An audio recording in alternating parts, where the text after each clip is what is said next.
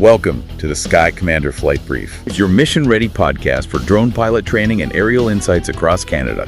From Transport Canada rules to real-world drone ops, we break it down, take you higher, and help you earn your wings. Because here at skycommander.ca, we don't just fly. It hints there's more to it. It's a masterclass, a deeper level, maybe a philosophy or a community focus, perhaps. It's definitely intriguing, sets them apart from just, a basic tips show. Skycommander.ca is the obvious next step. Precisely. If you're thinking about flying a drone in Canada, boom, this content is aimed right at you. Powered by skycommander.ca. The elite podcast for Canada's drone pilot. Okay, let's get started. The air around you right now, it might feel perfectly still. Calm, even. But for anyone operating a remotely piloted aircraft system, what most of us just call a drone, that calm is, well, it's a bit of an illusion, isn't it? It really is. Because above you, unseen forces are constantly at play. The sky becomes this invisible battlefield. It's a dynamic environment that challenges every single flight. Absolutely.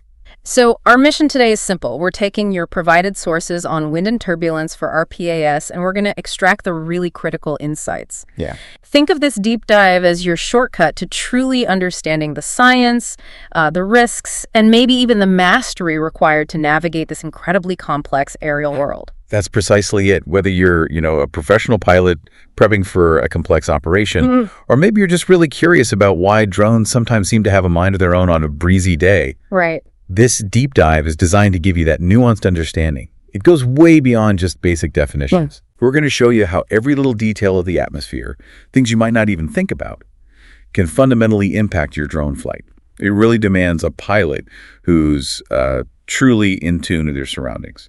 Okay, let's unpack this then. What exactly is wind? Why does it matter so much fundamentally for drones? Well, at its most basic, wind is just air in motion. Simple enough. Right. Seems so. But it's caused by differences in air pressure. Think of it like water flowing downhill air always moves from high pressure to low pressure areas. Okay, pressure differences. What causes those? That's where it gets interesting. Uneven solar heating is a huge factor. Like blacktop versus grass. Exactly. Blacktop heats up way faster than, say, a shaded forest. Land warms faster than water. These differences create pressure gradients. Yeah. Then you've got the Earth's rotation subtly bending the wind. That's the Coriolis effect. Right. And crucially, there's friction. Constant friction with the ground, with buildings, trees, everything. It really shapes how wind behaves down low. So friction's key near the ground? Absolutely. And here's a critical insight for you as an RPAS pilot. Surface wind, because of that friction, is almost always slower and much more chaotic, more gusty. More unpredictable. Yes. But wind aloft, say up at 100 meters up ground level or AGL, it's usually faster and smoother, but its direction can shift dramatically from what you feel on the ground. Okay, so if wind is the flowing river, turbulence must be the potholes in the sky, the rough patches. That's a great analogy. Turbulence is essentially irregular, chaotic air motion. It's the bumps, the swirls, the sudden shifts. And for drones, what kinds are we most worried about? There are four main types you absolutely need to know. First, mechanical turbulence. Okay. That's when wind hits physical objects, buildings, trees, ridges, even fences. Think of those sudden sharp gusts you feel walking past a tall building downtown. Yeah, I know that feeling. Second is thermal, or sometimes called convective turbulence. This comes from hot surfaces heating the air unevenly. Like the blacktop example again. Exactly. That hot ground creates rising columns of air. You fly through one, you get a bump, maybe pushed up or down. Think sunny rocks or asphalt on a warm afternoon. Got it. What else? Third, frontal turbulence. This happens when large air masses of different temperatures and densities collide, like along a cold front or warm front. Things get very erratic then. Okay, big weather systems. Right. And fourth, something maybe less common but still important, wake vortices. Swirling air left behind by other aircraft planes, helicopters, even other large drones. Okay. So why is all this turbulence such a big deal for drones specifically? Because small drones, especially the lighter ones, just don't handle that kind of chaos well.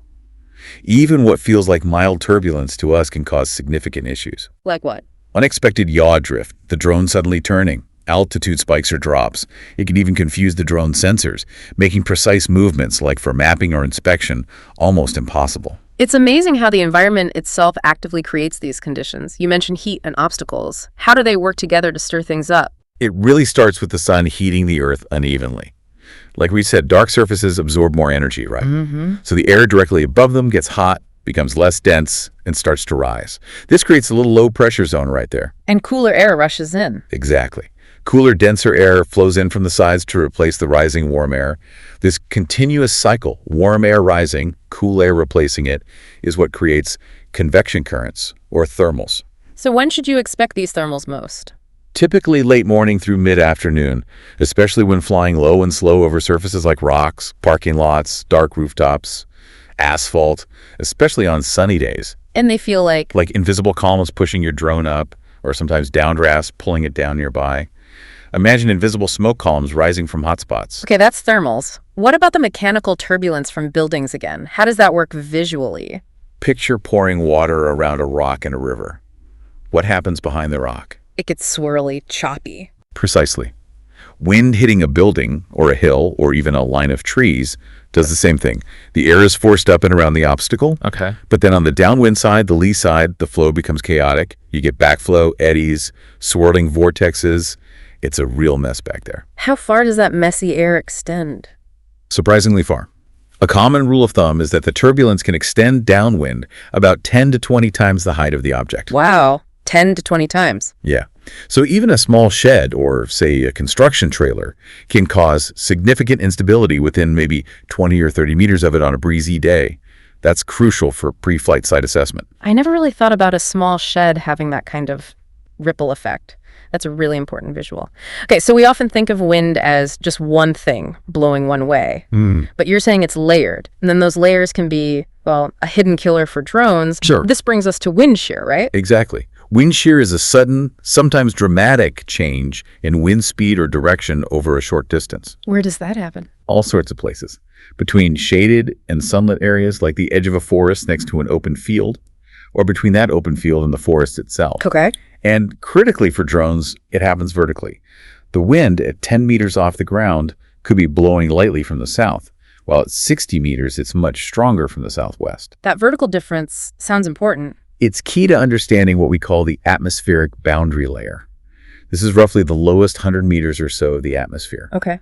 Within this layer, because of all that friction with the ground and trees and buildings, the wind slows down a lot and gets really turbulent. It's the roughest air. And above that? Above the boundary layer, the winds generally become smoother and significantly stronger, less influenced by the ground. So the implication for flying is that you'll feel turbulence and drift the most during takeoff, landing, or any low-altitude flight, say below 50 meters. Right. But as you climb higher, closer to the legal limit of, say, 120 meters AGL, the air might get smoother, but potentially much faster. You have to be ready for that transition. It sounds like standing in a calm river eddy right next to the main current, or even a waterfall, that transition zone. That's a powerful visual. That sudden change, that shear, is exactly what can catch a drone and a pilot off guard. Given these layers and forces, how does wind directly impact the drone's basic ability to fly? Like generating lift and staying stable? Wind direction is huge here. Flying into the wind, a headwind actually increases the effective airflow over the drone's propellers. Which means more lift. More lift, yes, and generally better control authority. The drone feels more locked in. And the opposite, wind from behind. A tailwind, or wind from the side, crosswind, makes a drone much harder to control. It reduces effective lift, meaning the motors have to work harder just to stay airborne or hold its position. So that leads to that safety tip you often hear. Absolutely. Always try to fly into the wind on your outbound leg, away from your home point. Why is that so critical? Two main reasons. One, it's more efficient and safer. The drone fights the wind going out when the battery is full. Two, it gives you a crucial safety buffer for the return trip. When the battery is lower, you'll have the wind helping push you back home. Fighting a headwind on return with low battery is a recipe for disaster. That makes perfect sense. Are some drones more affected than others? Definitely. Lighter drones, or ones with a large surface area like boxier designs, are much more susceptible to being pushed around by gusts. And how you fly matters too. Yes.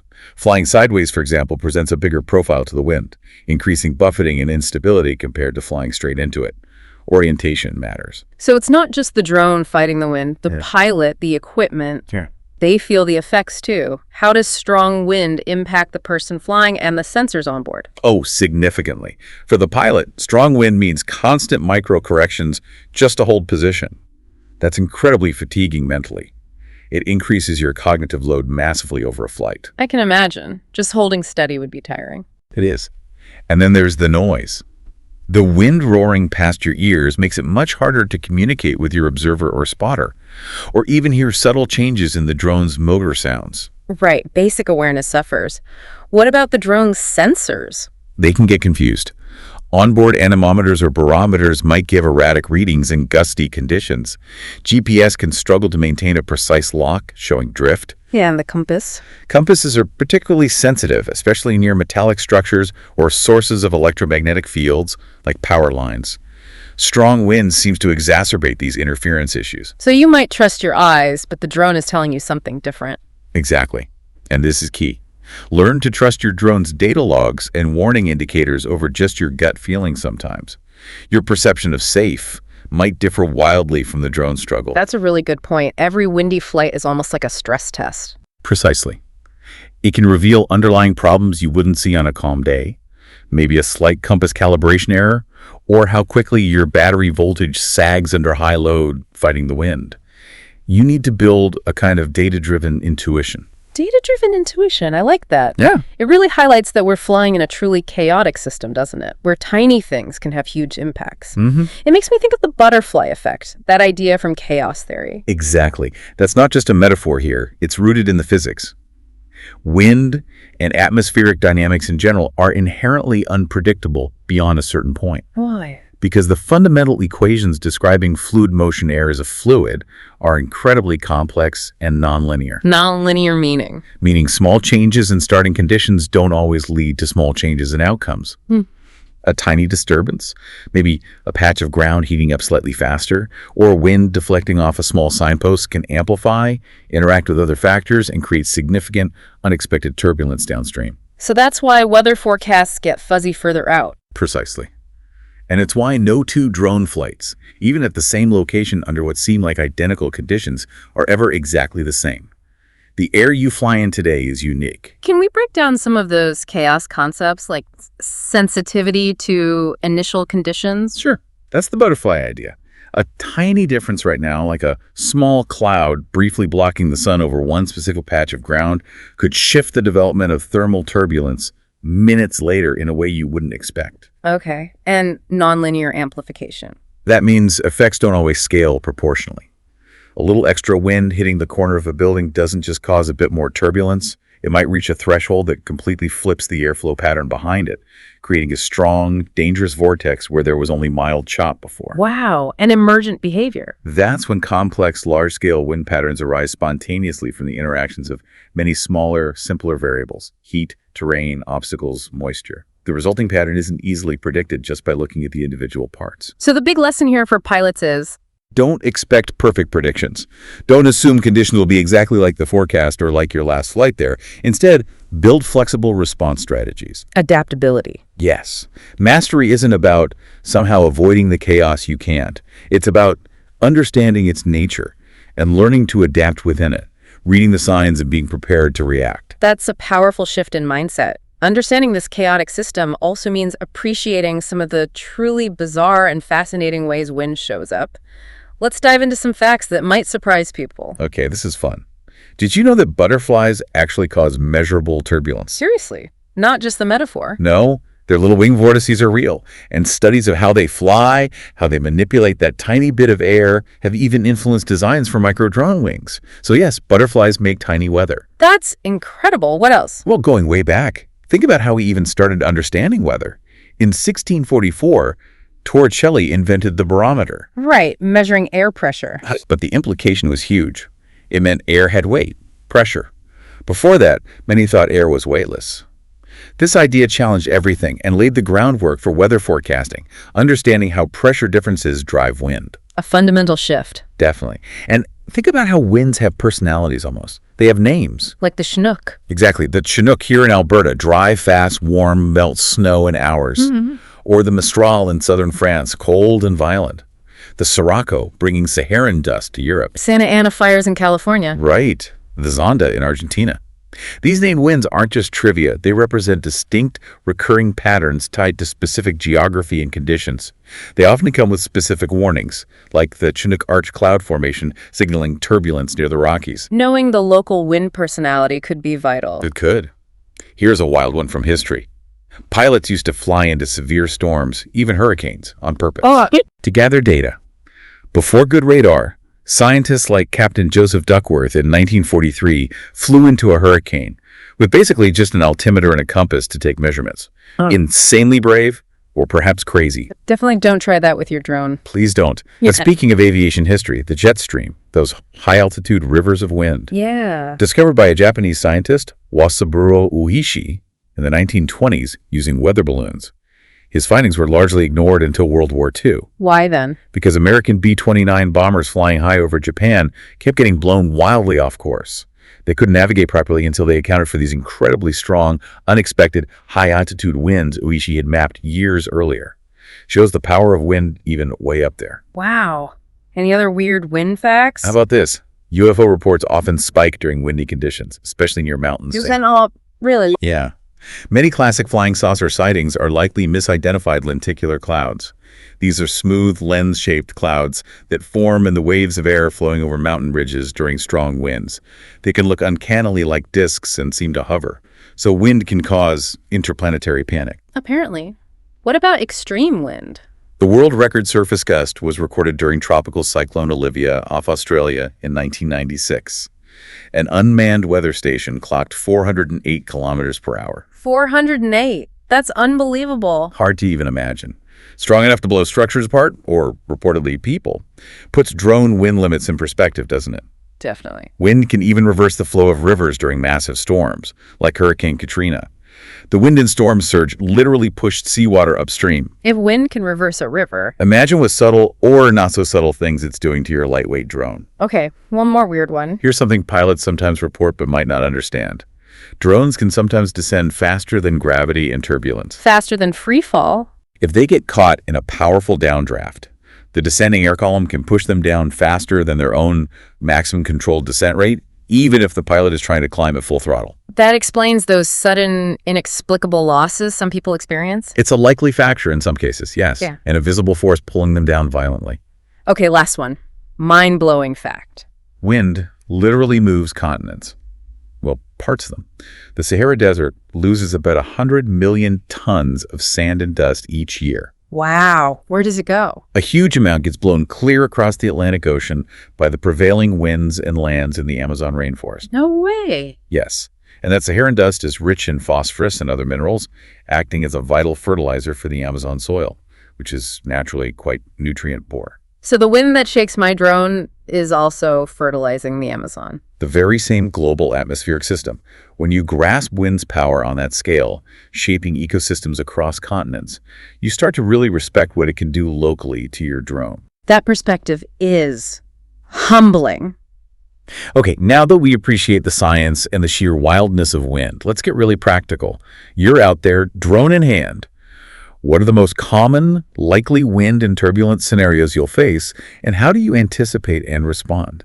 Right, let's walk through some critical ones. First up, sudden gusts at rooftop level in urban settings. Okay, like doing an inspection downtown. Exactly. Your drone is ascending, it clears the rooftop edge, and suddenly it yaws, gets pushed up, or drifts sideways unexpectedly. That's the mechanical turbulence off the building edge. Precisely. The tip here, don't hug the edge. Plan to fly well above that turbulent zone as possible, maybe 2 to 3 times the building height clearance, and use slower ascent rates as you approach that edge to minimize exposure time. Makes sense. What's next? Thermal bumps, especially out in open areas like prairies or badlands. Think drumheller trying to get a nice stable shot of a hoodoo. Right. Mid-flight, especially midday, your drone suddenly gets pushed up, then maybe down, over seemingly flat ground or hills.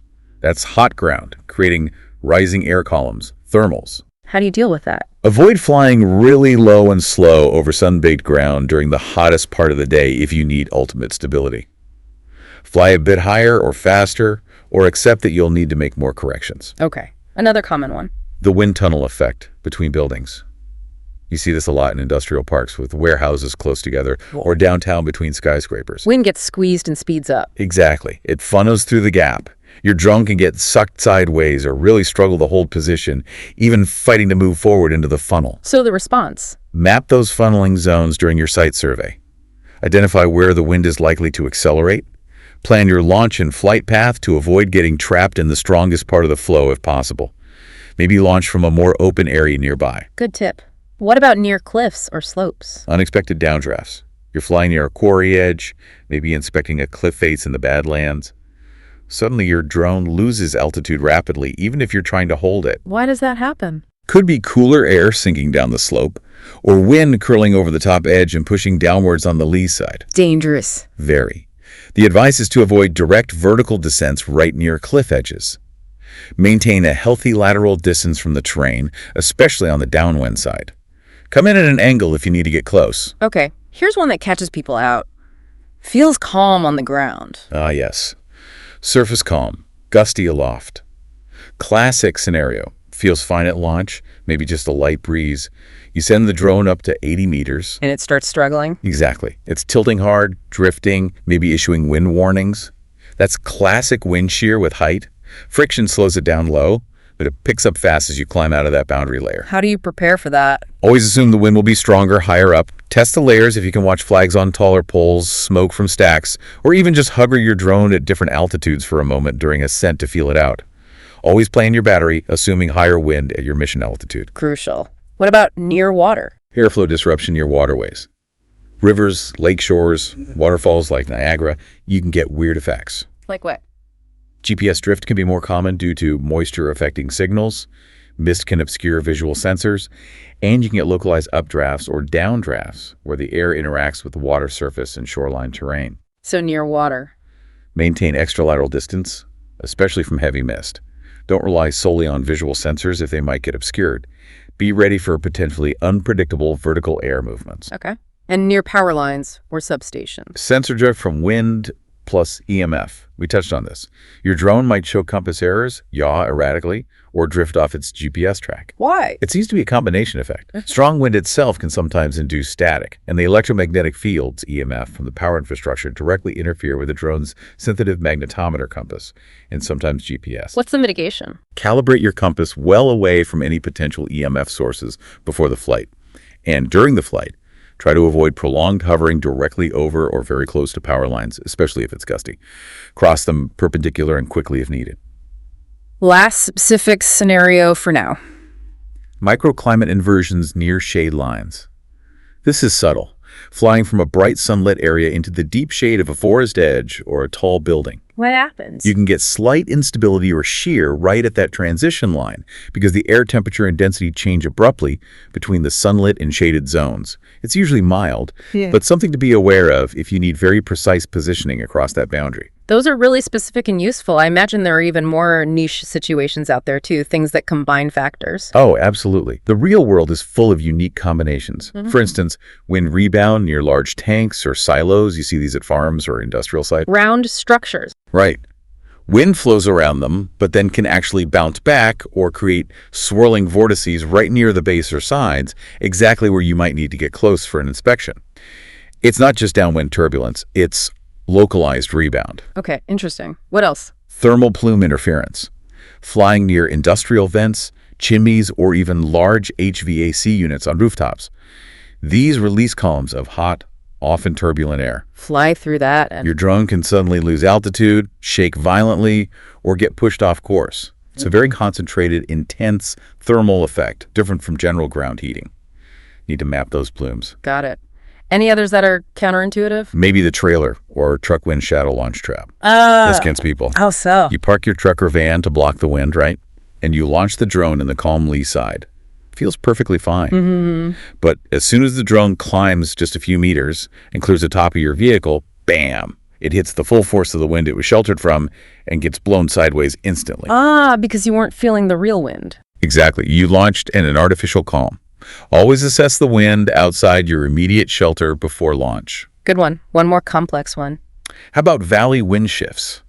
During long missions, valleys often channel wind, right? Yeah, like funnels. But as the day progresses, the sun heats different slopes, temperatures change, and the dominant wind direction within the valley can actually reverse, sometimes quite quickly.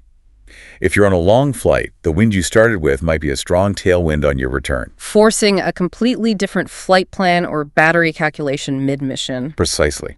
These nuanced scenarios really highlight why constant observation and adaptability are key. It's not just about the numbers, it's about understanding the dynamics. Those are fantastic real-world insights to really build that fluency, that intuition for anticipating these things. What practical training tips can you offer? How do people practice this? Great question. It's about active learning. First, make it a habit to log your flights meticulously. Don't just log time. Note the reported wind, the altitude, the drone's behavior. Was it tilting hard, drifting? Any warnings? Reviewing these logs helps you see patterns at sites you fly regularly. Connect the conditions to the behavior. Exactly. Second, simulate launches in different wind directions in a safe, open area. Practice taking off into the wind with a crosswind with a slight tailwind, carefully. Just to feel how the drone responds differently right from liftoff. Build that muscle memory. Right. Third, sometimes visit your planned site without flying. Just go there and observe. Watch the trees, watch flags, watch dust, throw some grass in the air at different spots. Try to map the wind flow visually. This sharpens your environmental awareness immensely. Become a wind detective. Sort of. Fourth, practice gentle flight controls in windy conditions. Over-controlling, making jerky movements, can actually amplify the effects of turbulence. Smooth, deliberate inputs help the drone's stabilization system do its job. Don't fight it too hard. Let the drone work, but guide it smoothly. And finally, really use those forecasting tools effectively. Apps like windy.com have overlays showing wind at different altitudes. Compare the surface wind forecast to the 100-meter forecast before you even leave home. Visualize where that shear is likely to occur based on the terrain map. Proactive planning using the tools. That makes sense. So speaking of tools, how do you measure this invisible force effectively? What tools and observations really give you an edge? Okay, tools. The first and probably most essential piece of kit is a good handheld anemometer. Measures wind speed right there. Exactly. Instantaneous speed, usually peak gust speed, often temperature too. Yeah. You need to know how to use it properly though. Oh. Hold it up high, maybe arm's length or ideally around 2 meters, in an open spot away from your body or vehicle blocking the wind. Let the reading stabilize for 10-15 seconds. Take multiple readings, especially if it's gusty, to get a sense of the range. And how do you interpret those readings? What are the danger zones? Generally, for most consumer or prosumer drones, 0 to 10 kilometers per hour is great, usually no issues. 11 to 20 kilometers requires caution. Monitor the drone closely, expect slightly reduced battery life. Okay. 21 to 30 kilometers is getting into the territory where only more robust, powerful drones should be flying, and you will see significant battery drain fighting it. Flight times will be much shorter. And above 30? Above 30 kilometers sustained, or gusts significantly above that, is generally high risk for most RPAS under 25 kilometers. You should have a very good reason, specific training, and a capable drone to fly those conditions. Often, the best decision is to abort or wait. And always note the difference between sustained wind and gusts. A big gap means high turbulence. Got it. Anemometer is key. What about apps and forecasts? Very important for planning. Okay. Tools like windy.com, Ventusky, NAV Drone here in Canada, and traditional aviation MEDARs and TAFs are invaluable. How do you use them effectively for drones? Key things. Set the altitude layer in apps like Windy to your planned flight ceiling, maybe 100 meters AGL, not just surface level. Check the forecast for both sustained wind and gusts. Look at how the wind interacts with terrain on the map. Will it funnel through valleys? Be blocked by hills? And remember, they're forecasts, not guarantees. Exactly. They're models. Use them for planning, but verify with your anemometer and observation on site. And remember that boundary layer effect.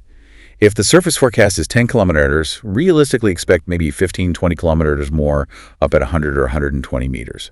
Always add a buffer. For high accuracy, look for forecasts using models like ECMWF or HRRR if available. What about METARs, those airport reports? METAR reports are useful, especially if your site is near an airport, but you need to translate them. They give wind speed, usually in knots, and direction, in degrees true north, measured at 10 meters AGL at the airport. So ground level, and maybe not exactly where I'm flying. Right. You need to convert knots to kilometers, multiplied by roughly 1.85. You need to account for the likely increase in speed at your higher flight altitude.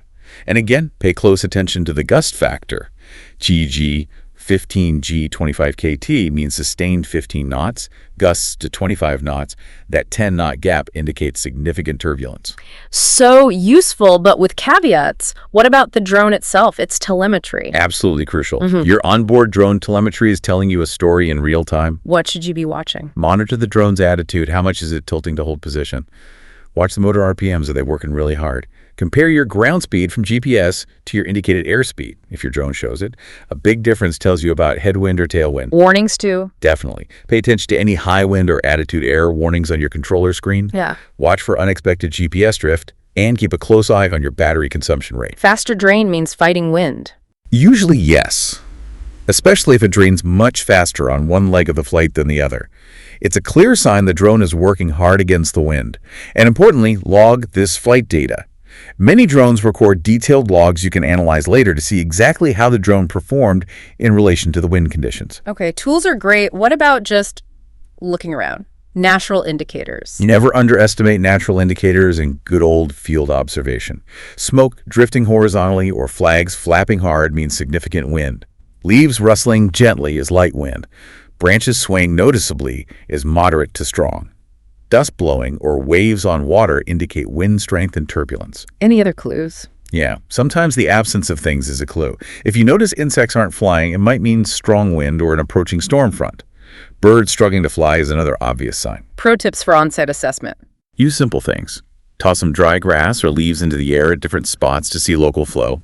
Chalk powder works great too. Puff some into the air. Some pilots even use small bubble wands to visualize air currents. Low tech, but effective for seeing localized eddies or shear. And looking ahead, any advanced sensors coming? There are some emerging technologies like LiDAR, light detection and ranging, and ultrasonic wind sensors that can be mounted on drones or used on the ground to provide detailed 3D wind profiles, mapping speed, direction, and even turbulence in real time. Still expensive, but becoming more common in research and high-end industrial use. Okay, based on all that, can you give us a quick red flag checklist, things that should make you seriously consider not flying? Definitely. Red flags. 1. Anemometer showing gusts consistently exceeding your drone's published wind limit. 2. Drone issuing persistent high wind or max motor output reached, warnings during a test hover. 3. Needing full stick deflection just to hold position against the wind. Your control margin is gone. 4. Observing your battery percentage dropping significantly faster than normal during the outbound leg. 5. Anemometer consistently reading over 30-kilometer gusts unless you have specific training gear for it. If you see these, the safest call is usually to land or postpone. That checklist is invaluable. So beyond the tools and checklists, what really stands out to you when it comes to building that deeper intuition, that expert judgment about wind? For me, it comes down to trying to think like wind. Visualize the air not as empty space, but as a fluid like water. How would water flow around that building? How would it spill over that ridge? How would it swirl behind that line of trees? Where would it speed up? Where would it pool? Apply fluid dynamics intuitively. Sort of, yeah. And always think in 3 dimensions. Wind isn't just horizontal. There are updrafts, downdrafts, shear layers. Sketching the expected wind flow on a map or satellite image of your site before you fly can really help solidify that mental 3D model. What else helps build that intuition? Getting comfortable with quick mental math. Estimating crosswind components like knowing a 45-degree wind is about 70% of the full speed acting sideways. Being able to quickly convert units knots to kilometer, meters per second to kilometer helps you process forecast data and anemometer readings faster in the field. Makes sense. And as strange as it sounds, try teaching this stuff to someone else. Explain it simply. Exactly. Use simple metaphors. Air flows like water. Thermals are like invisible hot air balloons. Demonstrate it physically. If you can make the concepts of mechanical turbulence or wind shear clear to, say, a 12-year-old, you know you understand it deeply. It's a great litmus test. That's a great test. What about expert habits? What do seasoned pros do consistently regarding wind? They always scan the site, specifically with wind in mind. They think in 3D during planning and flight. They constantly reassess conditions mid-mission, not just at the start. They're quick to abort or change plans if the wind shifts unexpectedly. They meticulously log any wind-related anomalies or issues to learn from them. They actively coach their crew or observers on what wind signs to look for, building shared situational awareness. And they always have a contingency plan. What if the wind picks up? Where can I land safely? Constant vigilance and planning. Okay, Let's go even deeper now. What are some of the advanced concepts, the deep cuts that only the most experienced pilots truly grasp about wind's effects, and how is this whole field evolving? Right, let's get into some finer points. One is understanding dynamic versus static wind loads. What's the difference? Static load is a steady, constant wind pressure. Dynamic loads are the sudden impacts from gusts or turbulence. For a drone, those dynamic loads are often far more dangerous. They cause rapid instability, oscillations, and stress on the airframe and motors. And the practical tip there? Use gentler control inputs when you're flying in turbulence. Making sharp, aggressive maneuvers can actually amplify the oscillations caused by dynamic gusts and make the situation worse. Smoothness is key. Okay. What else? Really nailing the difference between wind vector and relative wind. Wind vector is the direction the wind is blowing from over the ground. Relative wind is the airflow the drone actually experiences, which is a combination of the true wind and the drone's own motion through the air. Why does that distinction matter? It explains why flying into the wind, a headwind, increases the relative wind over the props, giving more lift and stability, making it better for takeoffs and especially landings. Flying with the wind, tailwind, reduces relative wind. Got it. Also, truly understanding crosswind components. It's not enough to know the wind speed. You need to know how much of that wind is hitting you from the side. A strong 90-degree crosswind makes precise landings and takeoffs very challenging, especially for smaller drones that can get easily pushed sideways. Being able to estimate that component is crucial. We touched on this, but the wind plus compass interference link is a deep cut too. Yes, it's not always just the EMF from power lines. Strong wind flowing over large metal structures, pipelines, rooftops, towers, can generate static electricity. That static discharge itself can interfere with the drone's sensitive magnetometer compass and sometimes GPS, causing drift or erratic yawing, even if the EMF isn't overwhelming. It's often a combined effect that's worse in wind. That's a connection I hadn't considered. Any others? Cold air effects. This gets overlooked. Cold air is denser than warm air, meaning your propellers generate more lift in cold air. Drone performance is generally better climb rates, more responsive. But that denser air also means gusts hit harder, they have more punch. And of course, you have the increased risk of airframe or propeller icing in certain cold, humid conditions. It's a trade-off. Practical knowledge for year-round flying. Now, beyond the tech, what about the human element? How does wind mess with the pilot directly? Hugely important. First, wind noise and operator awareness. We mentioned this, but the sheer roar of wind past your ears, especially moderate or strong wind, can seriously impair your situational awareness. You might not hear subtle changes in your drone's motor sounds, which can indicate stress, or you might miss critical calls from your spotter. So, solutions. Consider using wind-blocking headgear or specialized headsets if you're operating frequently in windy conditions. Protecting your hearing helps maintain focus. And fatigue. Wind fatigue is absolutely real. The constant mental effort of making those tiny corrections to hold position or maintain a flight path in gusty wind is draining. It significantly increases cognitive load, meaning you'll tire faster and your decision-making ability can degrade over the course of a longer flight. Plan for shorter flight segments or more frequent pilot swaps in windy conditions. Good advice. Looking ahead now, how are things like climate change or new regulations impacting how we deal with wind in RPAS operations? Well, climate change is predicted to lead to wind pattern shifts and potentially more frequent or intense extreme weather events in many regions. We might see stronger winds associated with urban heat islands, more dust storms and drying prairies, or unpredictable wind shifts in post-wildfire zones.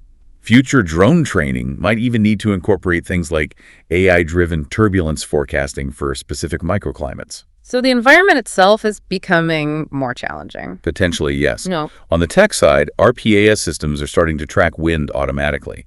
Many newer drones have algorithms that estimate wind speed and direction in real time based on motor output and attitude data. They'll display warnings like high wind detected. That sounds helpful. It is, but pilots need to learn how to interpret and validate these warnings. Don't rely on them blindly. Understand your drone's specific limits and be prepared to act before the warning even appears sometimes. And regulations, are they catching up? Yes, the regulatory impact is significant. In Canada, under CARS Part 9s, pilots are already required to assess weather, including wind, before flight. And crucially, if conditions deteriorate mid-flight and exceed safe limits, either the drone's or the pilot's assessment, you are obligated to abort the operation and land as soon as practicable and document why. So ongoing monitoring is legally required. Absolutely. And Transport Canada's planned updates, potentially around 2025, are expected to place even more emphasis on understanding and mitigating risks from terrain-induced turbulence and wind shear, partly due to analysis of past RPAS incidents. Wind planning, especially for advanced operations like BVLOS, will likely become more formalized and auditable. What about the future of managing this chaos AI? We're seeing progress in the future of chaos management in RPAS. Think machine learning models trained to detect subtle micro-turbulence patterns that humans can't easily spot. Adaptive flight controllers that could adjust their response characteristics instantly based on sensed turbulence. Maybe even AI co-pilots that can assist with maintaining stability or suggest safer flight paths in challenging wind. Sounds very futuristic. It is, but development is happening. However, and this is critical, none of that technology will ever fully replace a well-trained human pilot who fundamentally understands the physics and dynamics of the air, who has that intuition we talked about. You still need someone who understands the invisible battlefield. What a journey this has been. We've gone from the basics of air pressure all the way to chaos theory, butterfly wings, and AI co-pilots. It really shows the incredible depth required to understand wind's impact on drones. It really does. And hopefully it underscores that true mastery isn't about fighting the winds because you can't win that fight. It's about learning to read it, anticipate it, maybe even dance with it respectfully, and never ever underestimating its power. Building that intuition, that critical thinking, to see beyond the forecast and understand why things are happening up there. Exactly. That's the goal. Transforming what feels like an invisible, unpredictable threat into a dynamic but often manageable challenge. Which leaves us with a final thought for you, our listener, building on everything we've explored today. How will you use this deeper understanding of wind and turbulence to rethink your next flight plan? Or perhaps just how you observe and appreciate the world's most dynamic, invisible fluid system constantly moving around you? That's a wrap on today's mission, Commander. See above, go beyond, get ahead. For more training, tools, and intel, head to skycommander.ca. If you learned something new, share it, subscribe, and leave us a 5-star debrief.